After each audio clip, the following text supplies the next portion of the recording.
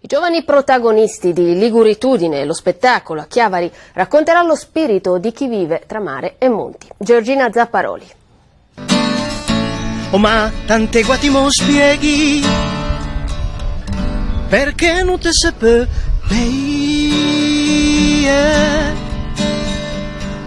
Pesca Pescou è solo un assaggio dello spettacolo in lingua genovese che giovedì sera in piazza Fenice a Chiavari racconterà la Liguritudine.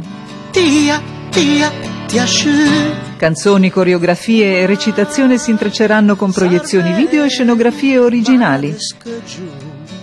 Nato da un'idea del cantautore Roberto Frugone, realizzato grazie a un bando di Regione Liguria e diretto dalla compagnia teatrale Scena Madre, il progetto porterà sul palco dei giovani esordienti.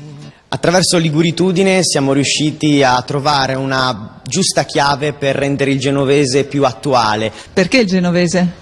Perché in poche parole permette di esprimere cose che in italiano non si possono dire. I testi in genovese sono stati scritti da Frugone in collaborazione con la poetessa Andreina Solari, che ha anche seguito i giovani per la lingua. È diventato un lavoro serio anche da parte dei ragazzi che si sono impegnati veramente tanto e hanno dato moltissimo e io ero veramente emozionata a vederli crescere di volta in volta. La Liguritudine è come la Saudagi, dove il dialetto ligure è lo specchio di un'identità plasmata tra monti e mare.